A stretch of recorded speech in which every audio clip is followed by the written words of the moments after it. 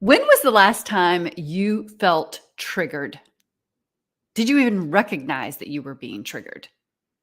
I want to dive into that today. I'm Angela W. Stillwell. I am CEO and founder of Untapped Strengths, and I work with individuals to transform them into top 1% leaders, and I work with teams to transform them into powerhouses. And on Monday, I posted a video talking about it, being driven by fear and not to make decisions from a place of fear. And this that I'm talking about today, getting triggered, when was the last time you were triggered? It's all about this fear response. Okay. And anger and fear are two sides of the same coin. And getting triggered is how people often find themselves in either one of those places, fear or anger, right? They get triggered based on something, that a belief that they have in their own mind. And I don't want to get too deep into the science of that. I just want to talk about this thing of being triggered and what the next several months are going to look like, not just here in the US, but around the world. When the US is in a presidential election cycle, it seems to impact so much around the world, right? And I see so many people already getting people have already been ramped up, and they're getting ramped up even more. The events of this past weekend really triggered a lot for a lot of people. And if you just go online and you see the posts that are being done on social media, whether they are videos or, text or whatever you're seeing, you see the triggers. Maybe you don't see the triggers. I see the triggers. Maybe you just see the rhetoric, right? Maybe you're just seeing, what people are saying, and maybe that is triggering you. So my encouragement for you is to really dig in and become super aware of anytime you feel your emotions shifting, or you say something like, that makes me so angry, or that gets me so frustrated, or that makes me really happy, because a trigger can make you happy too. It can make you feel really good. The reason that I'm bringing this up is you get to control your responses to those triggers. Okay. So I was listening to a TEDx talk yesterday while I was doing a walk, and the talk was around, I don't even remember who the person was, but the topic was around jealousy. And this person had quite an experience, quite a history of experiencing jealousy and envy. And I loved one of the things that she said, though. One of the things that she talked about was, anytime you feel jealousy or envy, and I'm going to say this goes across the board for all of these emotions, right? Anytime you are feeling anger, or anytime you are feeling frustrated, or anytime you are feeling jealousy or envy, or anything like that, right? And the positive emotions too. Anytime you're feeling happy, or anytime you're feeling light, what I'd love for you to do, this is how you get to be more in control. First of all, when you find yourself feeling a particular way, right? You find yourself either responding or reacting in a particular way. I want you to dig in and really think about where that's coming from. Where are you feeling that? Where are you feeling it in your body? And then you get to do she went through this whole process of giving it a color, giving it a theme song, right? Is there a theme song to whatever the emotion is? And she was talking about jealousy and envy, and I loved that, because I thought, oh wow, I can totally feel how times in times past, where maybe I have felt jealousy, or maybe I have felt envy. And look, I'm human. I feel those things too, right? So anytime I'm talking about this, believe me, I've walked in whatever the path is, and that's how I get to speak to it, right? But I loved how she was speaking to, what is the theme song for it? Is there something that I'm noticing that causes it to elevate?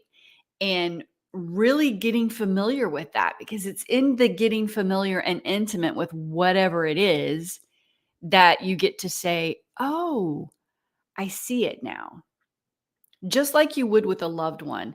In getting intimate with a loved one or getting super close to someone that you care deeply about, whether it's a client or a family member or whomever, right?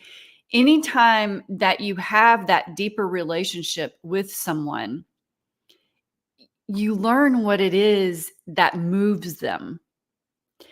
And you get to do that for yourself. Because so often the things that trigger us, we're not even super aware of just how deep that goes inside of our own being, inside of our own psyche.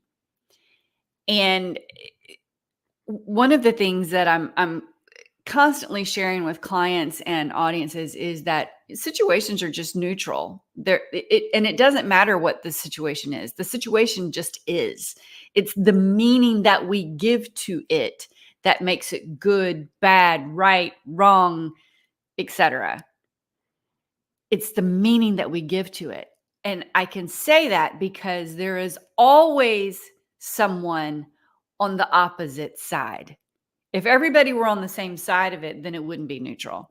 There's always going to be someone on the other side of it.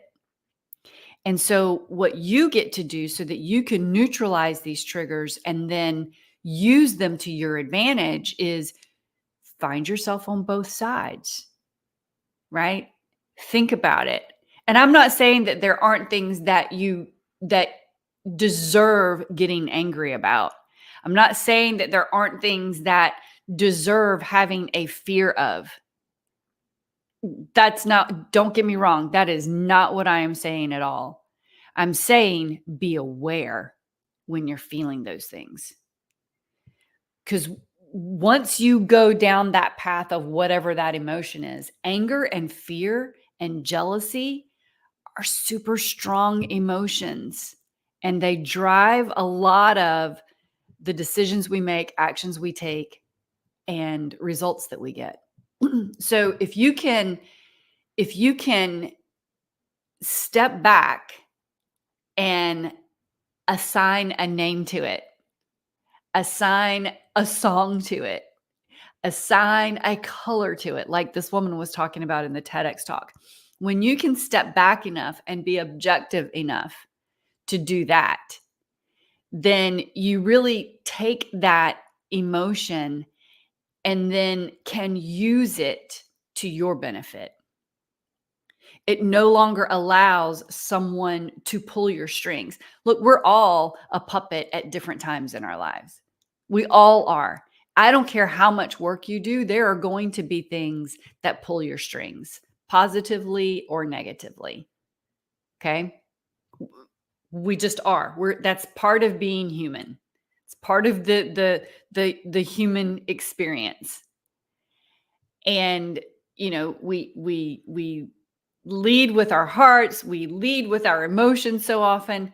And to truly step into your leadership, you get to own the fact that that's part of humanity. You get to own the fact that you get to say yes and no to that. You get to own the fact that, okay, I went there, or I'm in the process of going there, meaning going to frustration, going to anger, going to jealousy, going to happiness, right? You get to own that so that then you have the power to make an adjustment. Because anytime you say, he made me angry, she made me angry, that makes me jealous, that makes me whatever. Anytime you say that, you have given your power away. You've given away your leadership, your self-leadership. And if you give away your self-leadership, then you give away your ability to effectively and efficiently lead others. Okay? People love to talk about that leadership is leading other people. It is not just about leading other people. I say this time and time again. Leadership is not about leading people. It's about influencing them. And in order to influence them, you must first connect with them. And guess what? In order to connect with someone else, you get to connect with yourself first. Then the rest of it falls into place. Okay? So, what do you get to do to connect more deeply with what's happening in the world around you? What's happening in the world within you? You get to connect more deeply with both of those, your outer and inner worlds. So, again, as the events continue to evolve, and you guys, it is going to get crazier before it gets calmer. It just is. It's going to get crazier. And so there are lots of people counting on you being triggered and making decisions and taking actions and getting results from that triggered place. I'm encouraging you, I'm challenging you to get intimate with what's going on within yourself so that you can get intimate with what's going on outside of you so that you can then decide, what do I want? Do I want to be triggered by that anymore? Do I want to be reacting rather than responding? Because there's a big difference between a reaction and a response. Not saying that don't get angry. There can be things that you get angry about. There's controlled anger and then there's out of controlled anger. Anger can be a very effective tool. It can be a very powerful tool. Don't let it be one that is making all of your decisions for you, though. Allow the energy of the anger to fuel you so that you make informed decisions, so that you take informed action, and so that the results that you get are based on that informed place, that place of intention. Okay? All right, that's what I've got for you today. Go have a fantastic Wednesday. I can't wait to see your comments and your direct messages that you send me. You can message me on Facebook or LinkedIn or whatever platform you're watching this, Instagram, etc., YouTube. You can find all of the links for those. If you look on the screen, there is my Linktree link just below my name. It's linktree/AW Stillwell. That's linktr.ee/AWSTILLWELL. You can find all of the links there, or whichever platform you are watching this. Leave a comment or send me a DM and let me know what you're thinking. What are the things that are triggering you? What are the things that are coming up for you, particularly in today's environment?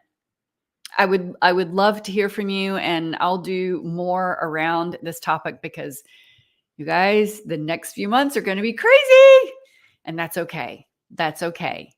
In fact, it is in times like these, I keep saying this, and I know that other people are saying it too. It is in times like this where the economy is nuts and where the politics are nuts and where the world is changing dramatically, that huge leaps and bounds toward positive progress can be made.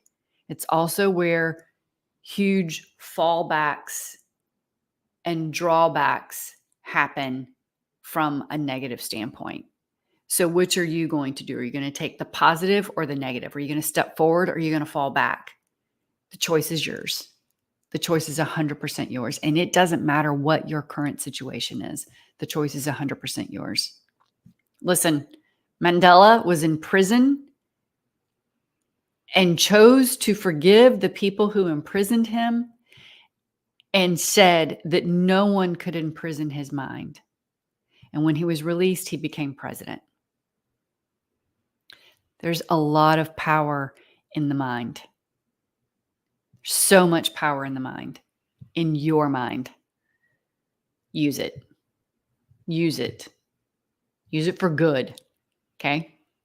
All right. That's it. Have a great Wednesday. Can't wait to hear your comments, read your DMs. Yeah. We'll see you all next Wednesday for the weekly live show. Bye.